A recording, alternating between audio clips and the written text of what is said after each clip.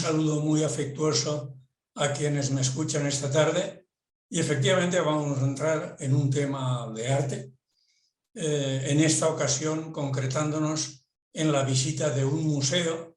No es de los más conocidos, pero realmente si tienen la oportunidad no se lo pierdan, porque realmente es una maravilla el poder visitarlo y admirar la gran cantidad de obras maestras que allí se conservan. Son obras básicamente de un periodo restringido. Estamos hablando fundamentalmente de la segunda mitad del siglo XIX y primeros años del XX. Por lo tanto, es un tiempo verdaderamente clave para contemplamos hoy, lo que fue en aquellos años una verdadera revolución del arte de la pintura, polémica, muy polémica en el tiempo, hoy en día perfectamente asimilada y consciente por la mayoría, si no la totalidad, de quienes podemos contemplar aquellas obras que incluyen verdaderas obras maestras, como digo en el título de mi charla de hoy, y que algunas de las cuales se conservan, felizmente para todos, en el Museo de Orsay.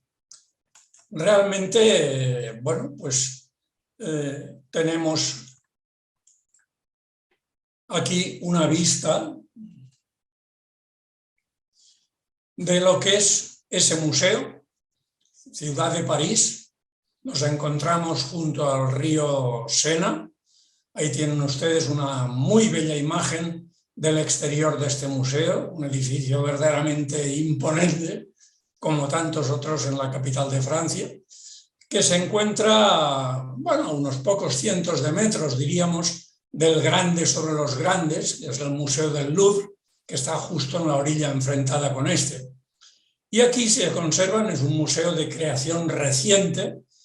De hecho, si la memoria no me falla, data de tiempos del presidente Mitterrand, por lo tanto estamos hablando de una época relativamente creciente.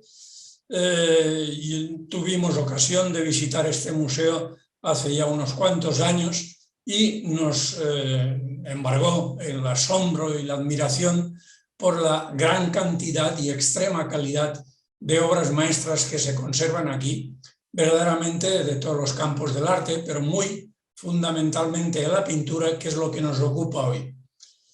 Esto que estamos contemplando es, en su tiempo fue, y siguió siéndolo durante muchos años, la estación de Orsay, la Gare d'Orsay.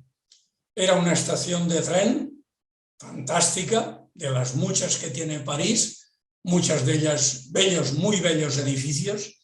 En este caso era de una línea de cercanías, si la podemos llamar así, que iba desde París hasta Versalles.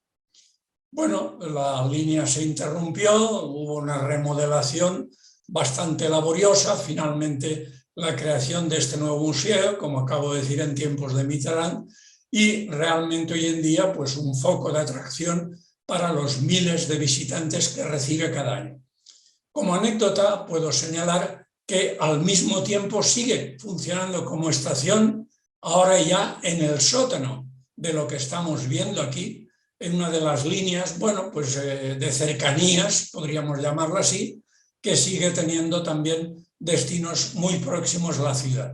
En cualquier caso, un edificio clásico del siglo XIX francés, evidentemente en la época ya postimperial, y que realmente, como tantos otros, a la orilla derecha e izquierda de este río emblemático, siguen todavía admirando a los miles, decenas de miles, centenares de miles de turistas de todo el mundo que visitan esta ciudad sin igual. Vamos a dar un paso y entramos ya en el museo, saltamos los prolegómenos y nos vamos a una obra 1857, mediados por lo tanto del XIX. Autor Jean-François Millet. Título de este lienzo: Espigadoras. Es sin duda alguna una obra maestra en su género. El propio Millet tiene varias variantes en este sentido. Yo recuerdo una obra que muchos de los que me oyen también la recordarán, era la hora del Ángelus, dos campesinos rezando a mediodía en la campiña francesa, y aquí pues unas mujeres que hacen algo que hoy en día nos parece muy anecdótico e inusual, pero que en aquellos años y bastante tiempo posterior, yo conocí esa actividad aquí durante la posguerra en España, pues evidentemente consistía en recoger unas pocas espigas de trigo dejadas en el ajetreo de la siega principal de esos campos de Francia. 3 mujeres de muy humildísima condición, inclinadas, las 2 de ellas, etcétera, sobre el suelo, cogiendo espiga a espiga, pues algunos granos de trigo con el que fabricar después pan. Una obra importante que situamos efectivamente en lo que es arte realista, ya en los últimos tiempos del romanticismo, entronque en el neoclasicismo de aquellos tiempos y, repito, marcado por una continuidad de otras obras del mismo autor. Si seguimos adelante, una obra totalmente diferente. Naturalmente mi selección es limitada, no puede ser otra cosa, porque el tiempo lo es, pero esta es una obra verdaderamente importante. Año 1860, autor uno de los grandes de la pintura de ese tiempo, Edgar Degas, la familia Bellelli. Claro, el entorno social es también pintura social, como no, muy absoluta, rotundamente diferente del anterior. Vemos aquí una familia burguesa, acomodada, con todas las comodidades propias de su estado, etcétera, pues un matrimonio de mediana edad con 2 niñas jovencitas que están acompañándolos en una sala, evidentemente, pues con todos los elementos que indica su estatus social. Una obra deliciosa, un retrato colectivo de primerísima categoría de uno de los grandes de la pintura europea, francesa por supuesto, de ese mediados finales del siglo XIX, Edgar Degas, familia Bellelli. Nada que ver el tema, la pintura, las características pictóricas sociales de lo que estamos contemplando aquí, una pintura más bien conservadora en todos los sentidos, con lo que viene a continuación, que es nada más y nada menos que una de las grandes obras maestras de este tiempo. Se trata de, en esta ocasión, una obra de Edouard Manet, una figura clave de lo que precedió al impresionismo, que vendrá unos pocos años más tarde, y que en este caso responde al título en francés Déjeuner sur l'herbe, en español Comida en la hierba.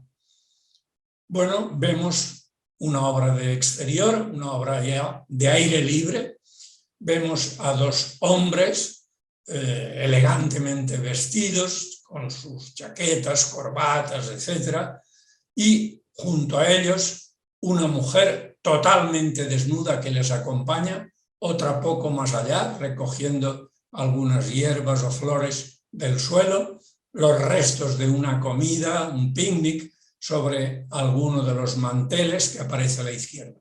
Esta obra causó un escándalo tremendo en su tiempo, una discusión pues subida de tono en todos los sentidos, admiradores y detractores por aquí y por allá. Es una obra de muy amplia discusión y por supuesto no será la única, pero es, repito nada más, una obra maestra absoluta a la que rindieron tributo las generaciones posteriores y que todavía nos sigue llamando la atención hoy por su novedad, por su atrevimiento, por la perfección de cómo conjuga ahí un espacio al aire libre con unos retratos, cómo concilia el desnudo con la más rígida de las etiquetas formales y, en definitiva, una obra verdaderamente provocadora, si puedo utilizar ese término, en el sentido más propio de la palabra.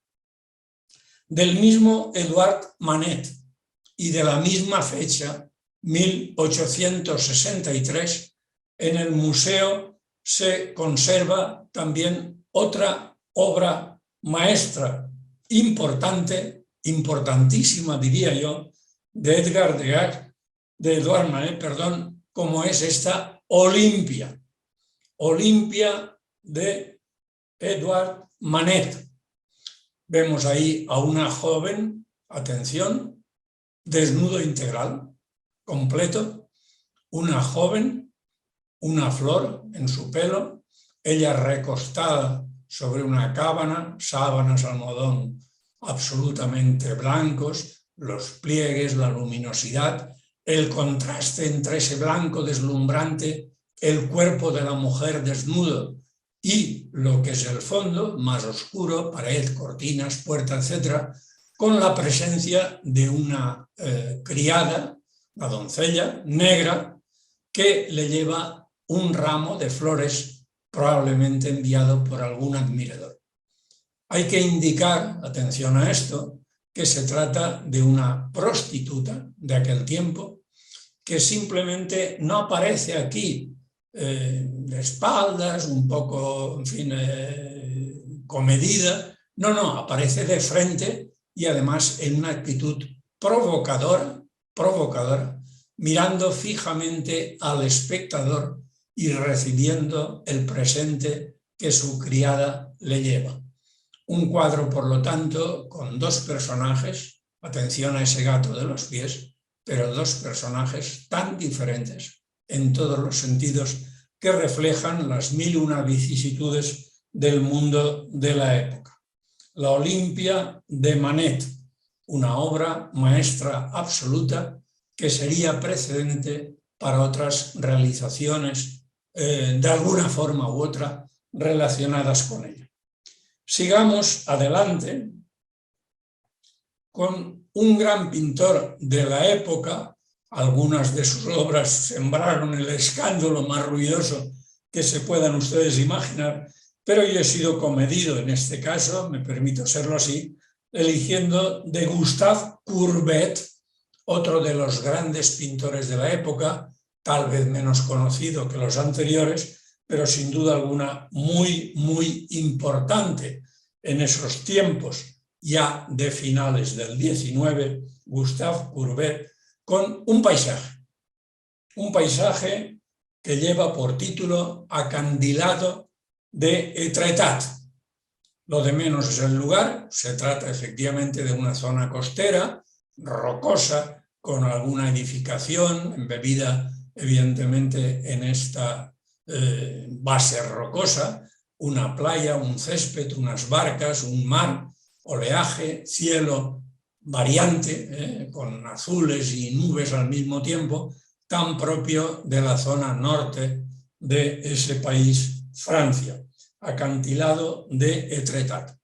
Esta pintura es muy importante simplemente porque marca también una referencia, son todo referencias para lo que vendrá a continuación, de la pintura que aparecerá unos pocos años más tarde y que derivará de una forma rotunda, declarada, militante, diría yo, hacia la pintura al aire libre, pintura au plein air, que será uno de sus rasgos sin duda más definitorios y más claros de ese conjunto de obras de arte, de obras de pintura que verán sus principios simplemente en la década siguiente.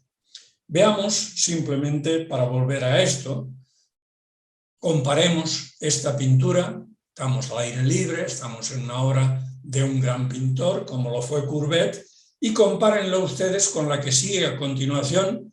Repito, la dificultad de preparar esta pequeña charla ha sido el trabajo de seleccionar entre una gran cantidad de obras, a cuál más importante, las que yo considero, es una opinión personal por supuesto, como definitorias, como características, como emblemáticas, aparte de sus innegables valores estéticos y artísticos. Esto sin duda alguna es una obra maestra, muy conocida por muchos de quienes me estarán escuchando, sin duda alguna, de un gran pintor ya mencionado hace unos minutos, de nuevo Edgar Degas, ¿se acuerdan? La familia Bellelli, pero en este caso con una obra, con un lienzo absolutamente y diametralmente diferente al anterior.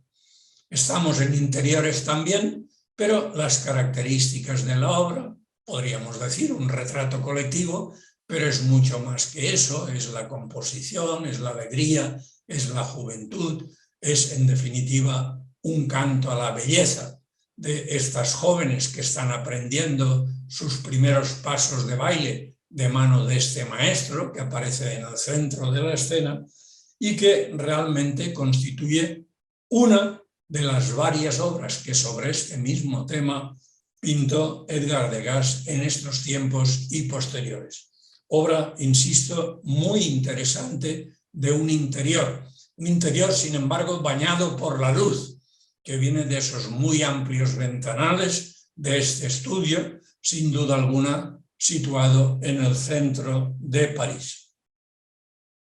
Demos un salto ahora en todos los sentidos y vayámonos a esta obra. Esta obra es un referente para todos los amantes de la pintura, evidentemente, es una obra muy conocida por los expertos, por supuesto, muy valorada por ellos y, en definitiva, reconocible, ha salido incluso mencionada en alguna película que yo recuerde en este momento, y se trata de una obra, atención a esto, de un estadounidense, un gran pintor estadounidense, James Whistler, que tuvo una relación formal intensa con la pintura europea de su tiempo y que rompió, en definitiva, una lanza hacia el avance de la pintura estadounidense en esos finales del siglo XIX, abandonando el historicismo, abandonando el clasicismo y simplemente sumergiéndose con un gran éxito evidentemente formal en lo que es la pintura moderna, o si prefieren más sensatamente los inicios de la época moderna en la pintura, realmente en todo el mundo, pero en un centro, en un corazón, hay otros, claro, pero que en esos años, en esos tiempos, estaba ocupado de manera realmente indiscutible para todos por Francia y muy particularmente por París. Italia es al margen, España es al margen, hay otros centros nórdicos, todo lo que ustedes quieran, pero París es la capital mundial del arte y de la pintura en especial. James Whistler, Madre del pintor, un retrato formidable con esta mujer de mediana edad, en un perfil perfecto, sentada en una silla, en definitiva, pensativa, mirando al fondo, un cuadro realmente precioso en su concepción y un verdadero referente de la pintura estadounidense y de los primeros cambios que se estaban produciendo ya en aquel país, en este campo de arte. Sigamos adelante y volvamos hacia Francia y en este caso, no olvidemos esto, hacia una gran pintora francesa. Una pintora francesa que está integrada en ese movimiento del que vamos a hablar hoy en varias ocasiones, los impresionistas, que formó parte de ellos, no es una componente emblemática, pero evidentemente estuvo muchos años asociada a este importantísimo movimiento artístico, y ahí tienen a Berthe Morisot con un título emblemático, La cuna. Esta madre joven, pensativa, atenta, que está contemplando el sueño de su hijo, simplemente recostado en una cuna, tapado por un tul, contraste entre la imagen de la mujer, su vestido, su peinado, con los blancos que van de aquí para allá, en definitiva, y que suponen un contrapunto pictórico. Berthe Morisot es realmente un referente de la pintura impresionista junto a los grandes maestros de esa importantísima corriente histórica. Sigamos adelante. De nuevo, el maestro Edgar Degas. Vean ustedes las diferencias, son enormes. Empezamos con aquella familia Belelli, pasamos a partir de ahí por esa clase de baile, que también reproduce un estilo muy cultivado por el pintor, y aquí vemos algo que no tiene absolutamente ninguna relación con lo anterior, que es un café parisien, modesto, como tantos otros, evidentemente, con una pareja un poco esquinada en el centro. Esto es un elemento adicional, unas mesas de mármol apretujadas sobre un diván, efectivamente, y esta pareja, un hombre y una mujer, él posiblemente, bueno, pues algún artista, evidentemente, que está ensimismado, pensando en sus cosas, ella lo mismo, también está pensando en lo suyo. El título de esto es Absenta, que es la bebida que está tomando la mujer, en lo que aquí en Valencia llamamos un nubolez, es decir, la absenta con un poco de agua o seltz, en definitiva, y sobre todo lo que más impresiona de esta obra, sencilla por otro lado, es junto a estas dos personas, sentadas uno junto a otro, compartiendo una mesa y tal vez una vida, la absoluta falta de comunicación que se observa entre ellas. Ya se lo han dicho todo, no tienen nada que añadir, están tal vez un poco distanciados en este momento, siguen juntos, pero quién sabe, y en definitiva un drama de contenido social en todos los aspectos.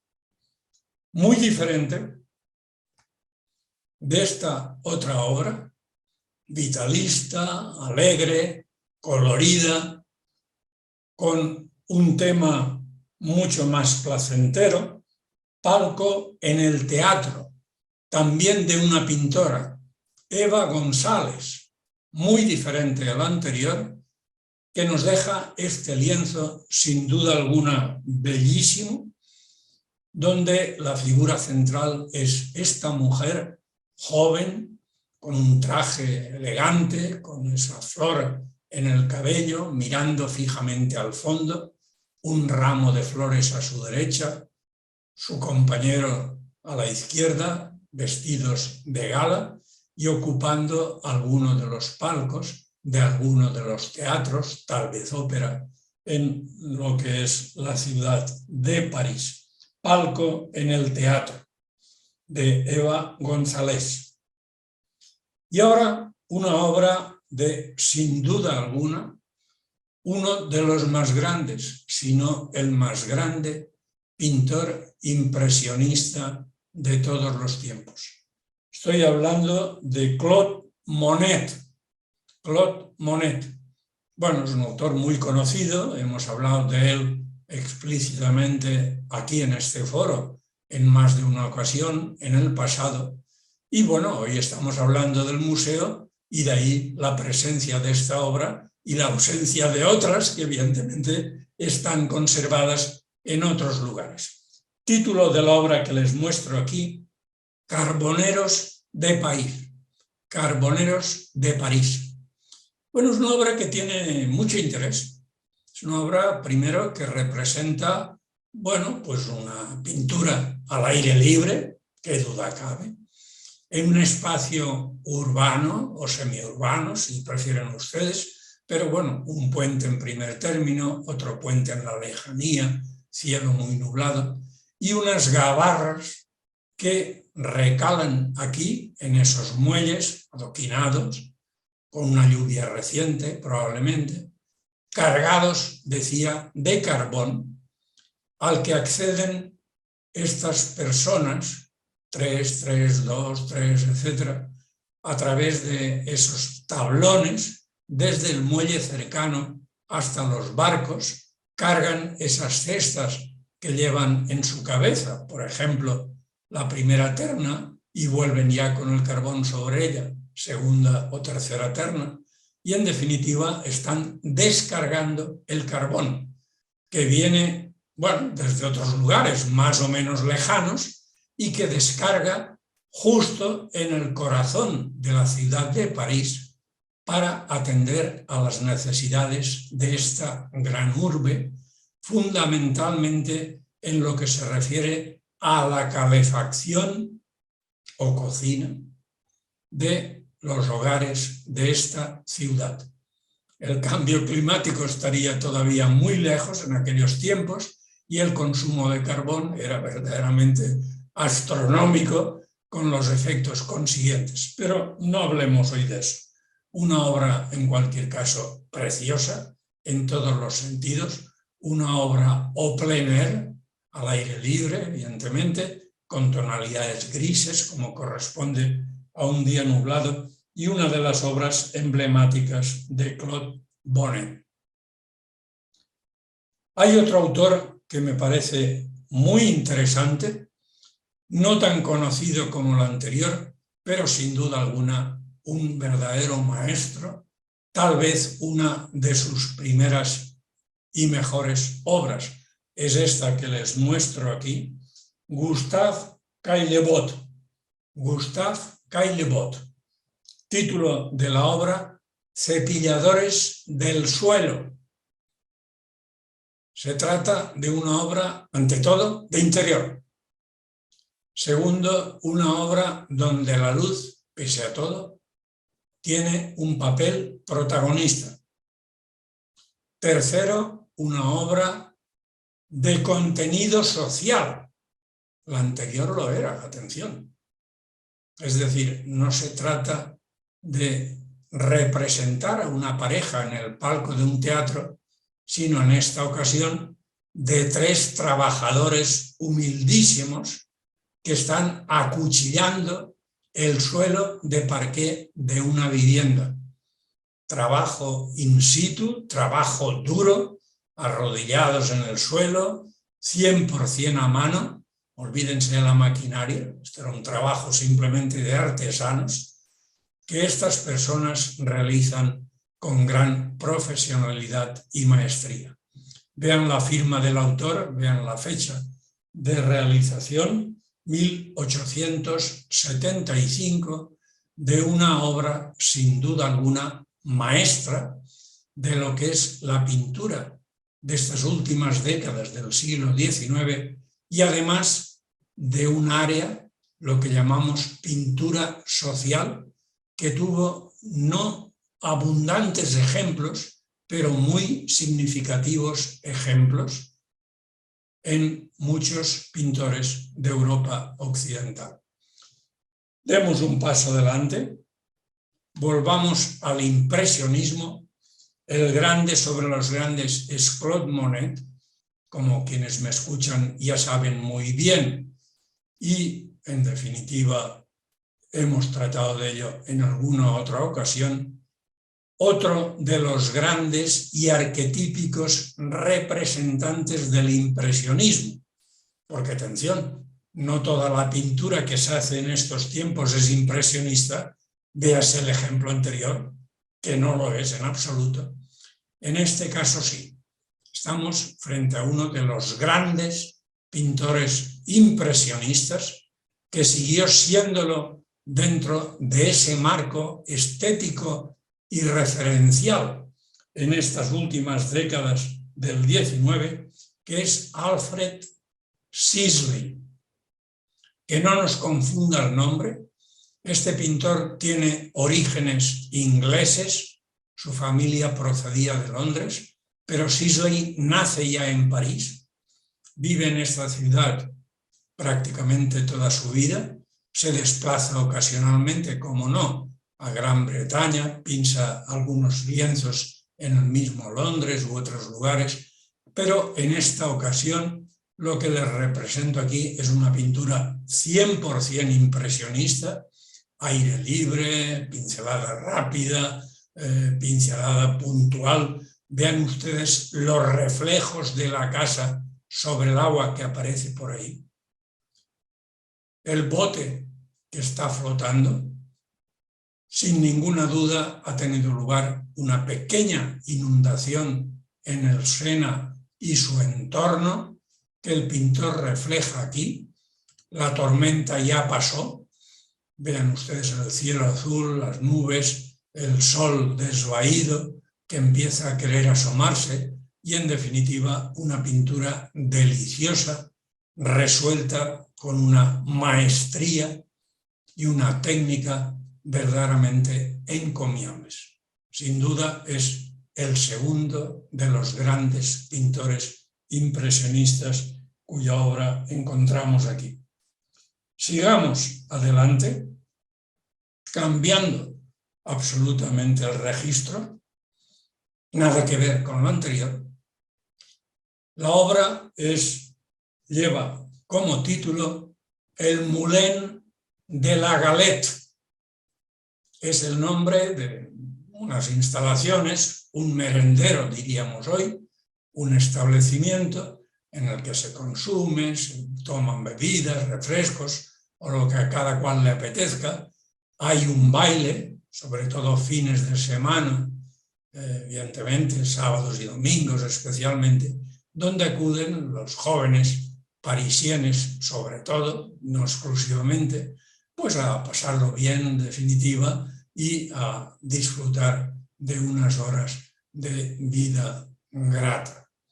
Aquí vemos evidentemente un estudio de todo, desde las vestimentas, sombreros, apliques, actitudes, en fin, formas en definitiva de diversión, de la mano de un gran pintor de estos tiempos, Auguste Renoir.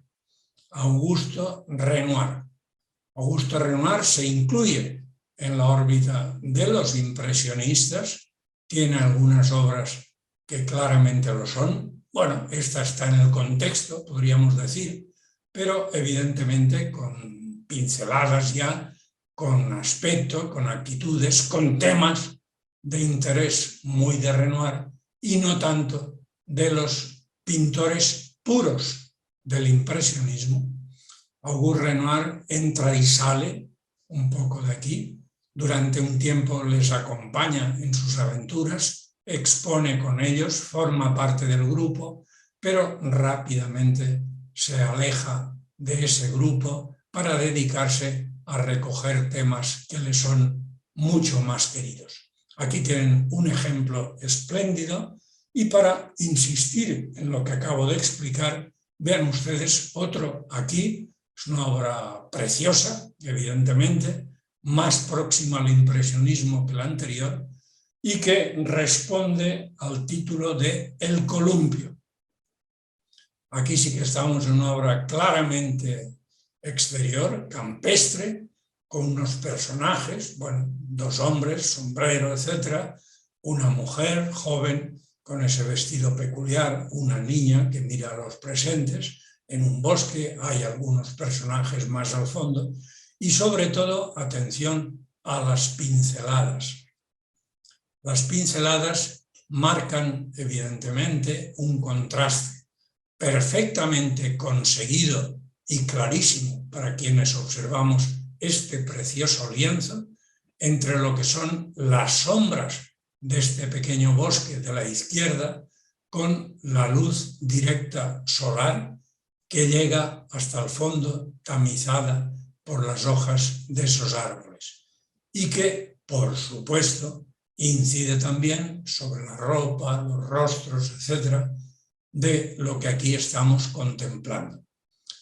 Si me permiten un pequeño guiño a quienes me escuchan, que saben mucho de pintura, pues yo les pediría que recordaran, estoy un poco improvisando esto, pues la obra de Joaquín Sorolla, Grupa Valenciana, que tiene algunos puntos en común con lo que aquí estoy señalando.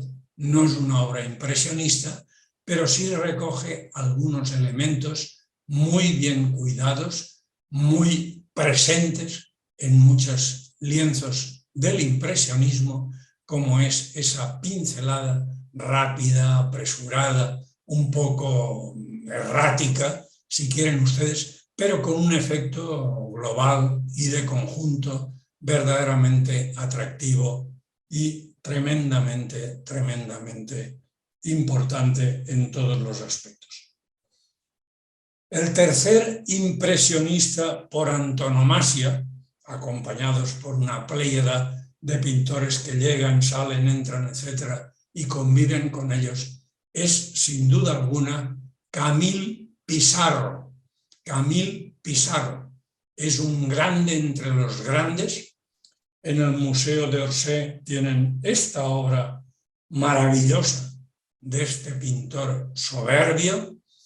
La obra es un arquetipo del impresionismo purísimo de este autor, que siguió fiel a sí mismo durante mucho tiempo y que en este caso recoge de una manera magistral y muy indicativa de lo que estamos viendo, con el título de Ciruelos de Pontoise, Ciruelos de Pontoise, que refleja, bueno, pues una parte de esta población cercana, evidentemente, a la zona de París, un gran árbol en el centro, unas casas en el segundo plano, un cielo con nubes y claros como siempre, y sobre todo pequeños árboles en flor a mucha menor altura, destacando sobre el suelo con un predominio de verdes. Si ven ustedes las flores de esos ciruelos, no busquen detalles porque perderán el tiempo. Las flores son simplemente pincelada, pincelada, pincelada, pincelada, pincelada, de siempre el mismo blanco y siempre aplicada de la misma manera. Por lo tanto, es el efecto conjunto de esas pinceladas sueltas y erráticas lo que presta el atractivo indiscutible, extraordinario de esta obra maestra de Camille Pissarro, que realmente explica mejor de lo que pueda hacerlo yo cuáles son las esencias del impresionismo. Y ahora damos un salto, porque claro, cuando hablamos de impresionismo, oiga, pues hay gente que mete ahí un poco de todo. No, perdón, el impresionismo tiene unas leyes muy claras sobre las que vengo insistiendo yo brevemente, claro, en mi charla de hoy, y que no tiene nada que ver, subrayo, con lo que ahora contemplamos aquí, que es una obra de un gran pintor francés, que es Vincent van Gogh. Nada que ver con lo anterior. Cuidado con eso, nada que ver con lo anterior.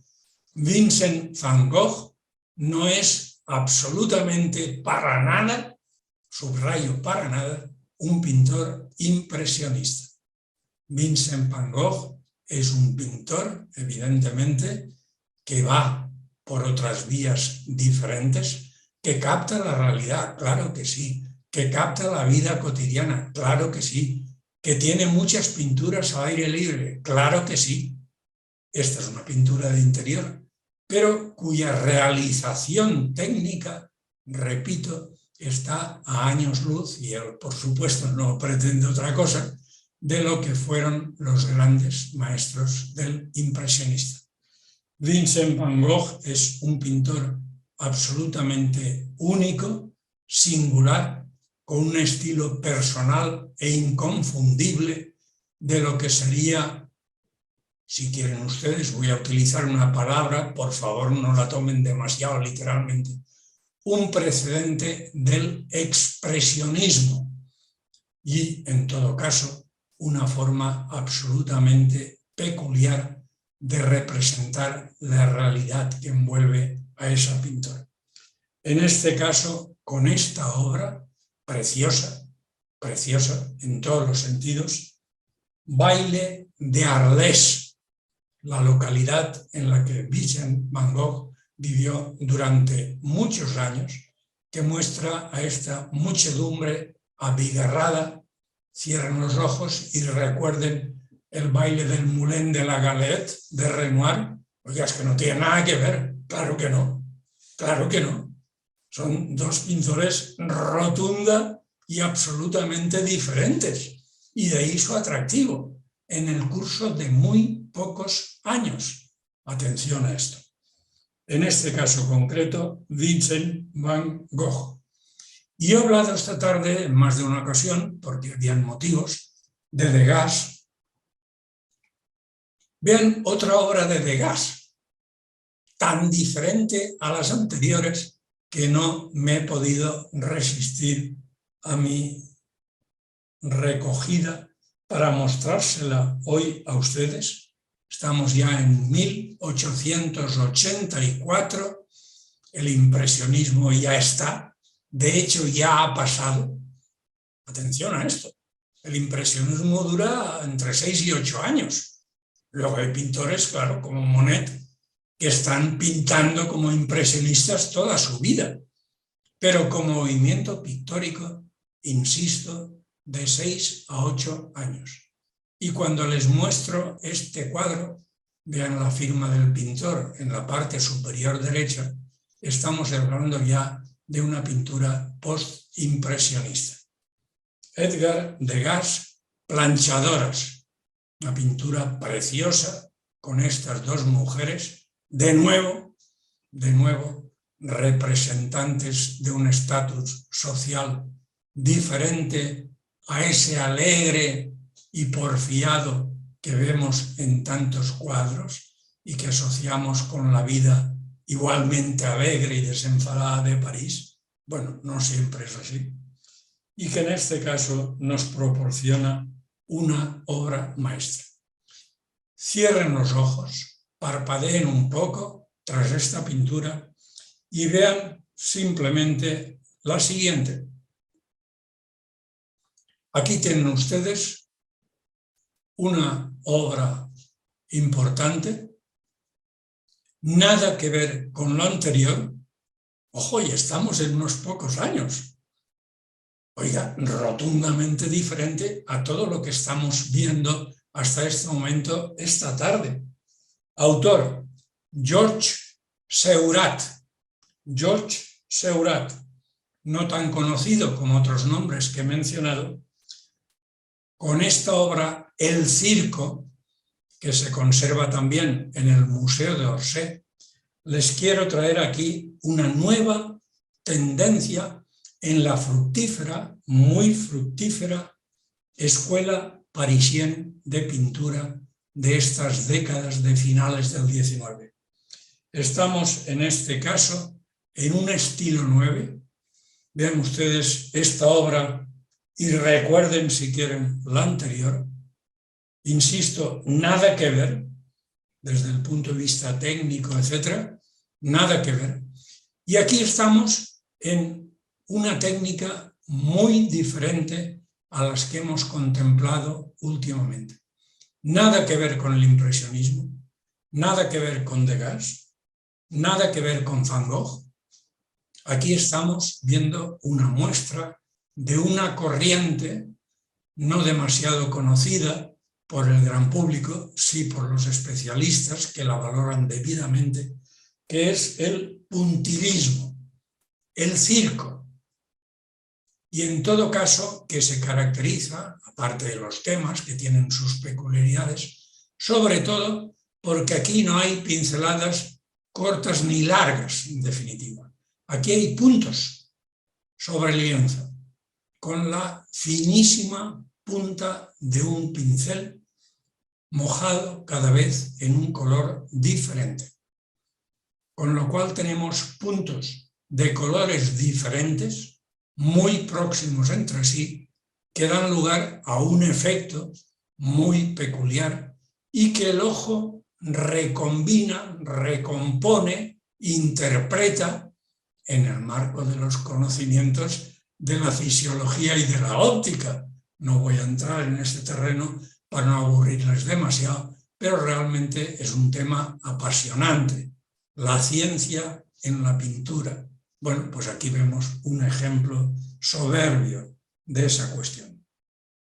Para que vean las diferencias, observen este lienzo, pestañeen un minuto, abran de nuevo los ojos. Oiga, no hay duda de esto. Se trata, evidentemente, de Vincent van Gogh. Es inconfundible para quienes conozcan bien a este autor, con una obra a la que tituló Doctor Guichet, un amigo personal del pintor, una obra que él realiza a este amigo personal, poniendo todo su afecto y maestría ante ello. Por lo tanto, un retrato de características muy peculiares y de un atractivo pictórico fuera de serie. Atención al rostro, a esa gorra, al vestido del pintor, a su mano, a la que apoya en su mejilla, al fondo neutro con esos azules. Realmente un cuadro soberbio, de un atractivo realmente indudable. Como lo es, sin duda alguna, tema absolutamente diferente a lo anterior, pero inconfundible, esta obra, La iglesia de Auvers, también de Vincent van Gogh, es inconfundible. Vean ustedes, aparte del atractivo de la iglesia propiamente dicha, sobre todo lo que muestra ese camino que se bifurca, marcado por esos trazos, en definitiva multicolores, el verde que rodea la iglesia y, en definitiva, los diferentes elementos arquitectónicos de esta iglesia gótica que vemos al fondo, el cielo de un azul intenso, alguna pequeña persona que camina por el sendero en las proximidades del templo, etcétera, etcétera. Obra, igualmente, de Van Gogh en el Museo d'Orsay. Y ahora, como no, algunos de ustedes lo estaría echando en falta, pues sí, también, al menos por una vez, les muestro esta obra de otro de los tesoros del Museo d'Orsay, en este caso en la figura de Paul Gauguin. Paul Gauguin, amigo y al mismo tiempo, en fin, enfrentado con él, a veces de una forma incluso un tanto violenta. Paul Gauguin convivió con Van Gogh en su tierra durante algún tiempo, luego se marchó a la Martinica, viajó por aquella zona, aparte de sus desplazamientos por la parte de la Bretaña, pero bueno, esto es una obra ya de su tiempo de la Martinica, que en este caso responde al título de Mujeres en la playa. Estilo peculiar, estilo inconfundible de Paul Gauguin, con estas dos nativas, con sus vestidos, arena, el mar al fondo, etc., en un lienzo sin duda alguna fuertemente atractivo para quienes lo contemplamos en la actualidad. Estamos hablando de 1891, de modo que tenemos una densidad de producción de obras importantes y además en un mismo museo, realmente yo diría única y excepcional. Sigo adelante. Ahí tienen ustedes otra obra importante, en este caso de Paul de Sérusier. Paul de Sérusier, un pintor singular, relacionado estilísticamente con los anteriores, pero sin duda alguna con una gran personalidad propia, un pintor ya que abre las puertas, podríamos decirlo así, al expresionismo, si quieren ustedes, por hablar de una corriente de un futuro ya muy próximo, con esta obra interesante, atractiva, sin duda alguna, con efectos muy importantes, singulares, diría yo, una obra al aire libre, con un paisaje, con estas dos figuras, que responde al título de Lavadoras en Bretaña. Por lo tanto, estamos en una zona muy cuidada por los pintores de este tiempo, de siempre, pero de este tiempo especialmente, como es la zona de Bretaña, que observó la presencia de muchos de ellos en aquella época sobre todo. Otro autor importante de la época, Paul Signac. Paul Signac. Vamos a ver, antes de que siga yo, ¿qué podrían decirme de esta obra? Pues lo primero que supongo contestarían quienes me escuchan es: nos recuerda mucho, mucho es mucho, a esa obra de Seurat que hemos visto, El Circo, una obra arquetípica, en fin, representativa, con una claridad extrema de lo que es el puntillismo. Y esta exactamente lo mismo. El tema es muy diferente al anterior, pero vean ustedes la realización. El tema es muy sencillo. Estamos en un pozo, un camino, una mujer se vaya con unos cántaros, otras dos mujeres están ahí junto con algunas vasijas recogiendo agua, el mar a la izquierda, un faro, unas barcas, unas montañas al fondo, un cielo un tanto brumoso, pero lo que más llama la atención, sin duda alguna, es la realización peculiar de este lienzo. Punto a punto, en los miles y miles de puntos multicolores que dan lugar a una obra de conjunto de un atractivo, sin duda alguna, peculiar y importante, novedoso. ¿Cómo no? La misma escuela. Efectivamente, otra de las obras, aquí lo vemos de una manera más contundente, más próxima, no puntos propiamente dichos, pero trazos pequeñísimos, diminutos, trazo a trazo. No hay ninguna línea, trazo a trazo, pequeñas pinceladas de diferentes colores que van conjuntándose, complementándose para dar lugar a este paisaje. De hecho, obra del exterior, obra de plein air, de también Paul Sérusier, y que responde, en este caso Signac, decía Paul Signac, que responde al título de Saint-Tropez.